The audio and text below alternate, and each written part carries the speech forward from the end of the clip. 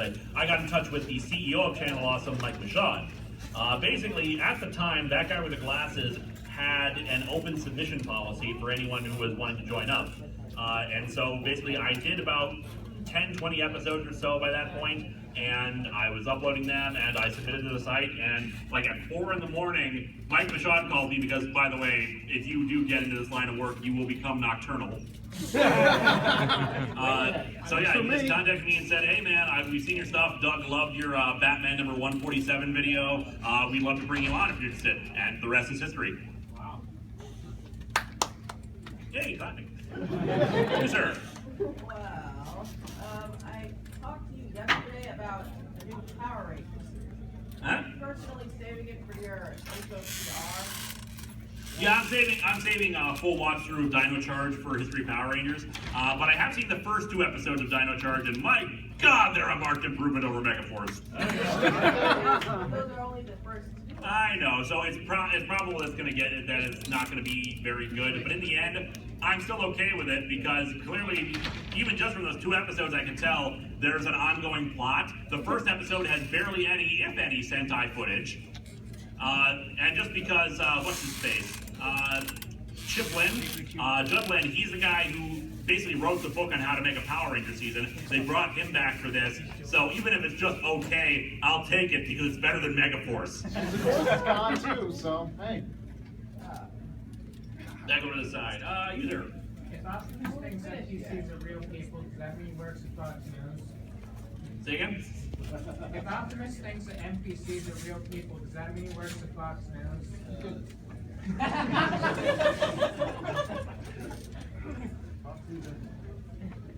Yes.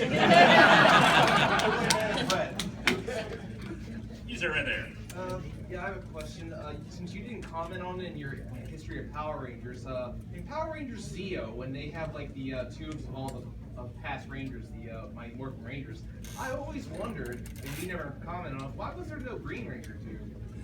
Because I think it's because the Green Ranger was considered like, you know, powered by evil and whatnot, so it was really not honorable enough to respect that. Plus, at that point, Tommy had become the White Ranger, so it would be kind of weird to have both green and white at the same time. So it was just honoring it as it was when those powers ended, I think. Although, funny thing there that I didn't get a chance to talk about in the episode, there's a Halloween episode in Zeo where actually, no, not that one, I'm thinking of a different one. There's a dream sequence where that Tommy has. No, Adam. Or is it Adam? It's Adam, yeah. Oh, there's multiple things here, because I'm thinking of the time during Zeo when Tommy had a dream and like the White Ranger came out of the tube and like then became the Green Ranger and was like woo-ha, that kind of thing. I can't remember what that was for. I think it might have been King for a Day. But there actually was a Halloween episode in Zeo that I really love, and when I do the redo of Zeo, I'm gonna talk about that one too because I love that one. Let's see what that side of the stuff. Let's do. User, you keep holding up everything in the pumpkin. Sorry, but yeah, you said in your redo of Mighty Morphin Power Rangers that you had enough Patreon to do his retrospective to another series like Big Bad Beetle. I haven't had enough yet, but that's actually the highest level of my Patreon milestones. At $6,000 a month, I will do retrospectives on Beetleborgs, Mystic Knights of Tir na Nog, Tattooed Teenage Alien Fighters from Beverly Hills, Superhuman Samurai Cyber Squad. I watched that one as a kid. I'll do them in chronological order based on when they were released. There was actually an American Tokusatsu show that was more like dubbing the Sentai. I think from the 80s, I think it was Bioman. Dynaman, there you go. I'll probably do that one first because I think that's the first instance of these kind of things. It's like 8 episodes long. Yeah, it'll be really easy. Just kind of ease in. There you go. User. How did you take the passing of Darwin Cook? I took it fairly well because when it comes to celebrity deaths, I'm not as close to them, so like I am sad about it naturally, but I'm not like devastated by it. But it is a terrible tragedy that we lost Darwin Cook. For those who don't know, Darwin Cook was a writer and artist for various properties, mostly DC. Probably his most famous work was Justice League New Frontier, which was adapted into an animated movie. Very talented guy, loved his retro style with his artwork, but unfortunately he passed away recently. I can't remember what the reason was, like a heart attack or something, or cancer? Lung cancer, yeah, there you go. Fuck cancer! Yeah, it's a shame. So, Professor Birch. Power Rangers Dream Team. Go. See, the problem, I never really think about that kind of thing very often because it's just like it's so unusual to have that kind of thing. If I had to pick, like, out of personal favorites, Tommy, Carter Grayson? what was that? Carter Grayson. There you go. Carter. Let's see. There was the Yellow Ranger from Time Force. I'm trying to remember her name. Katie. Katie would be in there, and their mentor would be Dr. K. Of course. Gotta have Dax on the team, of course. Ziggy, there you go. I want Ziggy on the team there. We need a Blue Ranger. Who do we have for? We need to pick a Blue Ranger. Who do we pick? Chad. SPD. SBD Blue. Yeah, there we go. Sky. He's the Red Ranger now. Yeah, he's and not. then Bruce became the name Red Ranger. So Don't try to think about it too hard. yeah, this is hypothetical here. Wibbly wobbly? Well, technically, Tommy would probably be the Sixth Ranger. We need a Pink Ranger. I'm just thinking now. Time Force. Yes, Kimberly. Jen. We got 2 Time Forces. We'll get both of them. Because Time Force is awesome. We love Time Force. Anyway, next question. You, madam, in the back there. Me? Since there's a huge backlog of people who want to do, requests for what you're going to review, are you ever going to change the format so that more people can actually get their requests in? I have recently changed it. There was a thing where I was doing it where people could make requests every 6 months. I've now changed it to a year. And so they can only request 1 per year, that kind of thing. Unfortunately, some people are just holding on to it. I mean, they're probably not doing it intentionally to screw people over. It's honestly just that they're like paying $80 a month, they can afford it, and they forget to change it. So so if things don't change soon, because I haven't had any new requests for like 2 months now, I will probably just ask them, hey, can you change things so other people can get in? Because they've been kind of waiting. There's a lot of people who want to get in the Patreon requests, and I would love to give them that chance to do so. So I'll probably ask them to alter their pledge in the next month or 2. You sir. Since people brought up Patreon, I'm just curious. Some of my favorite content creators, I don't want to name anyone in particular, seem to have found sort of a perverse incentive in Patreon. They seem to create less content. Do you find it easy to stay motivated through Patreon? Or... Oh Lord, yes. Because the thing is, after Blip, crashed and burned, Screenwave unfortunately did not pay as well at the time. It's getting a lot better nowadays, over time, because of course I had to reestablish my audience on YouTube and everything like that. But YouTube does not pay as well as Blip did back during the glory days. So I've had to compensate for this with Patreon. So Patreon now makes up about half of my revenue. So without Patreon, I'm screwed. So I'm very motivated to keep putting out content and get people happy, which is why I also made incentives for new videos I'd create, like the summer long box videos, which I hope people have been enjoying those. Oh yeah. Oh yeah. I am so sorry I did not get the 2 done for this weekend, but I'll give you a double feature on Monday. So yeah, in fact, when you come to think of it, for me, it's thanks to Patreon that I was able to actually finish History of Power Rangers. Because I had zero motivation to really work on it as a side project because it's so much time investment, so much work on it, and with the unlocking of release dates for them, I was like, okay, I can space this out and plan it out and get it all done because I have to get it done, or else I'm going to piss off the people who are paying me. So really, it comes down to individual content creators who if they're getting lax with it, well, vote with your wallets, guys. All right, back over to the side. You start with long hair. Me? Yep. With all the comics that you've reviewed, have any of the creators of those comics ever responded to any of the criticism that you've levied? Very rarely. It rarely comes down to a creator responding to my criticisms of something. There are people who are aware of them though, and it's usually not like the writer or artist. It's like something peripheral. For example, Frank Miller's inker for the longest time actually became aware of some of my Dark Knight Strikes Again videos, and he apparently enjoyed them. The cover artist for Nightcat, the one that fully painted one, he found my review and loved it, especially because I praised the cover. That'll do it. Yep.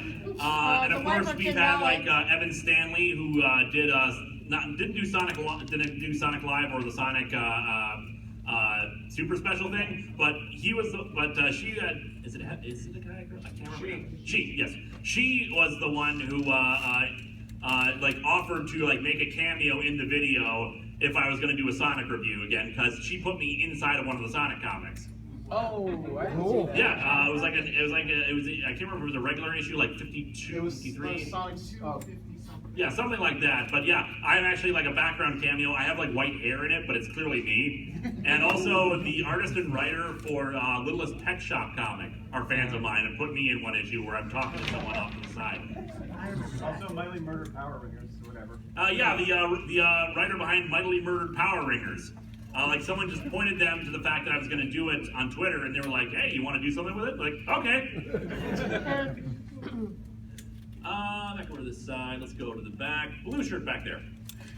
Yeah, I was just gonna ask you, since you are gonna do some redos of Power Rangers, history of Power Rangers, I'm getting back into Power Rangers after I only watched like 1 or 2 episodes on a VHS tape as a kid.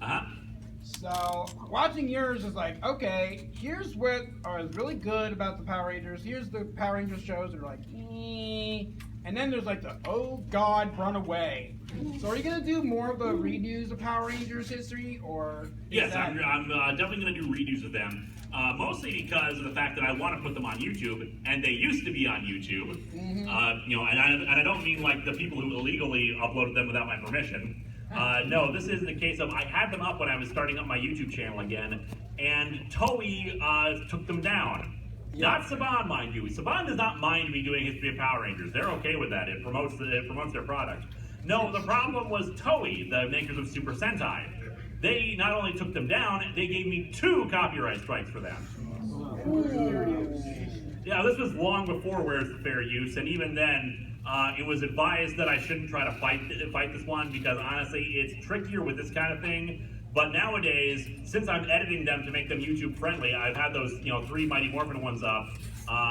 They'll be edited so that there won't be a problem. And if they start up another thing, well, this time I will fight them because this is fair use. Other times it's kind of iffy because sometimes the introductions and exits I'm just showing fight footage just because it's filler. You need something to fill up that time. But nowadays I'm better at editing them. The YouTube ones, I will fight it if this happens. Fight the power. Row, fight the power. You in the hat there. Would you ever have any interest in doing like a retrospective of like Digimon, like the old Digimon? I would love to do a retrospective of Digimon and the like. It's because the thing is, back when I was doing it, when I was right in the middle of History of Power Rangers, I thought I would start doing retrospectives on other series. Then Power Rangers was renewed. So it never ends, and the projects just like started taking longer and longer. I would love to do a history of Digimon, and watch some of the seasons in between that I haven't watched. But I don't think it's going to happen anytime soon, unfortunately. And I do know that people do have Yasu Otaku's old retrospectives of them somewhere. I don't know if they've uploaded them anywhere else, but they do exist still out there. I haven't seen them in a while, but those were really good. Those were really damn good. I'm sorry you stopped doing those. Yeah. Back over to this side. Spider-Man. Has there ever been an instance where you liked the sidekick more than the hero? It's hard to say that exactly, especially because sidekicks have become such a dying art in comic books. There you go. Yeah, Sparkington from Blue Beetle. The Blue Beetle had a sidekick for a while. So, Sparky J. Northrup, was it? Something like that. With the nickname Sparky and like a series of horrible costumes. Yeah, no one's ever tried to resurrect him. I wonder if that's going to happen in the Rebirth. Oh dear. Link Shield back there. Speaking of Rebirth, what are your thoughts on the changes they're making with DC Rebirth? Like now that Watchmen is part of DC Canon and stuff like that. Spoilers! Yeah, No, but seriously, people spoiled me about that like right away. Guys, I want to read them myself. Please don't tweet spoilers at me. I mean, I understand like you're excited, you want to hear my opinions about things. For the love of God, don't say it right in the tweet. Now, my thoughts on Rebirth itself. I actually wrote up like a huge, long, like multi-page thing about DC Universe Rebirth. That issue. It's funny because it's such a parallel to Countdown to Infinite Crisis. Because it feels like it hits the same kind of story beats as that one. but in a much more optimistic tone than that one. Especially the fact that Wally's back, that makes me happy. Cassandra Cain is back, that equally makes me happy. Spoilers back. The Titans have had their history restored. In fact, Titans Rebirth, that was actually really good. It looks like things are on the right path, but it's still too early to tell whether or not this Rebirth initiative is actually successful or not. Fingers crossed here, but I am hoping it will be the case. You sir, right there. Alright, so hypothetically, if the only comic I've ever read in my life are the Sonic Archie comics, what would you suggest to me as a good comic to start with? ElfQuest. Incredible Squirrel, Unbeatable Squirrel Girl. Also, Miss Marvel. Oh yeah. Kamala Khan, we love her. Honestly, when it comes to comic book stuff, the best way to get into the stuff is just to go into a comic book store, find some trades, read through them real quick, see, oh, this looks interesting, and then buy it. Because the thing is, with comics history being somewhat convoluted, honestly, it's just, most of the time, you're usually good just reading a single trade's worth of stories. But otherwise, sometimes, if you accidentally pick up like the middle of a crossover or something, you'll be able to tell fairly right away. But just otherwise, it's just pick it up, read it, and see if you like it. Back to this side. You with the hat. Okay, what episode made you lose your voice more? Amazon's attack or One More Day? One More Day. And not because it was more screaming, but rather because it was like an hour and a half long, actually not an hour and a half long, 2-hour filming session with that. Because of course that episode itself ended up being like an hour and 10 minutes after it had been edited. The longer as the session goes, the more my voice starts to fail, and my voice is already starting to fail right now just because of talking to people out at the Screenwave booth, which I will be there later selling stuff, including the movie. And then just doing the live show and then talking to all of you. So if you see me gulping down water this entire time, that's why. You want one of these? I'm good right now. I'm also starving, so that's another thing that's going to be great for this. I know we'll talk in a minute here. I have assistants, and thank you all for that. Anyway, you had that question. This side, red hair. For both Marvel and DC, what would you say is the most interesting crossover they have, and what would you say is most unnecessary? Most interesting and most unnecessary. In terms of interesting crossover, I always go with JLA/Titans, the Technis Imperative for DC, because it's my favorite comic book of all time. Although if you wanted like an event comic, like a proper event, probably Crisis on Infinite Earths, just because of how large the scope is of it. And for Marvel side of things, it's hard to say because I'm less familiar with Marvel's events. For Best Marvel event, maybe either Secret Wars or the Infinity Gauntlet, although both have the same problem of why the hell are these characters here? Even Spider-Man acknowledges in Infinity Gauntlet, what the hell am I doing here? I just shoot webs and jump around. This is cosmic level stuff fighting Thanos. Thanos shatters Captain America's shield. What the hell am I doing here? Now, in terms of unnecessary, hard to say. With DC, there's so many. I like to think, I kind of keep making fun of this, but Our World's at War. People say it's not that bad, but honestly, it's just a completely unnecessary crossover that killed a bunch of characters, and okay, you fought Apocalypse and some unknown guy who has never shown up before named Imperiex. Yay, this is a great use of our time. In terms of Marvel, probably Avengers versus X-Men. I mean, Civil War is bad, but the one praise I will give to Civil War, a lot of these crossover event comics, they will tell you, this will change everything. This is the new thing. There's nothing will ever be the same again. Civil War is the only case where it felt like that was true, because the effects of Civil War were felt for like 3 years afterwards. That became the status quo of the Marvel Universe. Even though the comic itself was garbage. Oh god, the movie's so much better. My god, we actually are rooting for both sides. Tony's not a villain. There's no negative zone prison. You guys are gonna love next week when I do the 15 things wrong with Civil War. Only problem with Civil War movie, Dang it, Tony, can you listen for 5 freaking seconds? Tony Stark did nothing wrong. Except everything. It got so bad with Tony that they actually had to erase his memory to try to fix his character. Like, he completely lost the last 3 years of his life because they were like, he's done too many villainous things, we need to wipe the slate clean. And they made him the star of a movie, and they're like, oh crap, we just made him the star of a movie, and he's kind of a dick in the comics. Yeah! I think it was like some kind of concussion or something, I can't remember. Which reminds me, people have been saying that the latest issue of Amazing Spider-Man has been kind of hinting about One More Day stuff. Honestly, I'm kind of iffy about whether or not that's actually the case, considering that could just be a result of his memory loss.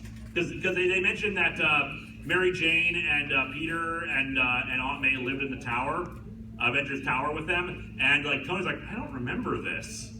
And it's because he got concussion, lost all his memory. Although people are saying that that's just a hint that the effects of One More Day are being undone. We'll see. I doubt it, but you never know. Maybe I have had an impact. Apparently we got 5 minutes left, so let's get some good questions in here. Let's see, someone we haven't talked to yet. Slender Man there. Have you ever read a comic so terrible that you literally had no material for it because it was that bad? Yes. It was a book called Q Unit. It's just, I know, you guys have never heard of it before, but because it's just like, it's a boring mid-90s cyberpunk future crap. I was so flummoxed by it. Like, there's nothing to joke about here. People are landing on a space platform. They look ridiculous, but not ridiculous enough to make fun of. Their dialogue is dry. I have nothing to work with here. So instead I did Chuck Norris Karate Commandos. Worse than Holy Terror. Oh God, no. Holy Terror is the worst comic I have ever read. It is the worst comic book I've ever reviewed. It is the worst comic ever. It is the worst. It is just the worst. Not the worst, anything individual. It's just the worst. Sorry I brought it up. No, it's all right. Q Unit's problem is that it's just incredibly boring, and I have nothing to work with it. Holy Terror at least gave me stuff to laugh at.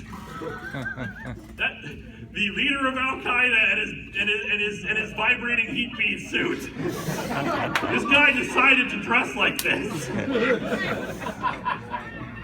That's probably my favorite use of the there. Sure glad I don't look stupid in this. But yeah, Q Unit is one of the very rare occasions where that happens, and usually it's just like, well, if I don't have anything to work with the thing I've scheduled, screw it, abandon it, do something else. I've got like a dozen comics I haven't scheduled out that I can work with. And usually it's much more fun, hence Chuck Norris Karate Commandos. Richard in the back there. I know you feature this on Long Box of the Dam, but would you ever consider doing like a Silent Hill themed month, but with Uzumaki? Because that seems like a very bright material to do. Ooh, that would be interesting. The problem with it is that like I'd have to figure out a way to divvy it up. And plus, I'd have to somehow have because it's a Halloween storyline kind of a thing, I'd have to somehow find a way to match up the horror of the storyline bits for the Halloween stuff with Uzumaki, which is not easy, because Uzumaki is freaking terrifying. You keep forgetting about the existence of escargot citizen, don't you? Yes. But yeah, okay, I got snails. What else? How exactly do I recreate the effect of someone with a black hole in their head sucking in their own eyeball? You have After Effects, figure it out. Get Kaiser Echo on it! Okay, how do I do the hair fight? You have After Effects, you figure it out. Puppetry! God, things are so... that's the funny thing about Uzumaki. It's got this wonderful balancing act of the most terrifying, horrific stuff I've ever seen in comics, and then the frickin' hair fight. Or the Jack in the Box guy, which is pretty terrifying in his final form, but otherwise it's just like, hey, I'm here now! Why won't you love me? There you go. You madam. Have you ever heard of a comic called Mantra? Yes, in fact, I've wanted to do Mantra for a while now. Mantra is a very interesting thing that happened in the 90s. Originally, the premise of the book was that it was a guy who was resurrected or like changed into a woman's body. Yep. and it kind of explored ideas of transgenderism before it was more widely explored in comics a bit, which still needs more exploration in it, but it has not. It happens, but it still is better. It's still better is now than it was back then. But then the thing was, Mantra was being published by Malibu Comics. Malibu got bought by Marvel because Malibu had this revolutionary coloring process and printing press thing that made the comics look absolutely gorgeous, and Marvel wanted it, so they just bought the company wholesale. And so they decided to relaunch a bunch of Malibu titles in a new form, and thus we got the rebooted Mantra, which was garbage. Yes. Dropped any of the previous stuff, like it became an entirely new character, and I remember the issue I wanted to review had like a guy perving on some teenage girls. I just haven't been able to get a copy of it, so that's why I haven't reviewed it in the meantime. Let's get in one more question before we have to head out. You, sir, you've been waiting patiently. What's your opinion on what they did to Captain America? Of course, you give me the big one right at the end. It's complicated. I think, creatively, I think it was an interesting turn to make with it. But honestly, I've seen a lot of people have been breaking down some of the problems Marvel's been having with anti-Semitism and embracing Hydra as this thing. When you can say, "Oh, they're not really Nazis," but no, they're Nazis. They were built as a Nazi organization. They have the frickin' Red Skull, who was a Nazi. So, yeah, I think it was one of those cases where they really should have thought through the ramifications of this. And I hear Nick Spencer's been kind of a dick about it. Although, of course, no death threats. What the hell, people? Anyway, we gotta cut this off now. Thank you all for coming out here. And just in case, I'm probably gonna stick around for Doug's Nostalgia Critic panel, which is right after this. So, yeah, you can't stay in here, but if you want to see me there, otherwise, I got a booth at the Screenwave Media area where I'm selling stuff. So there you go.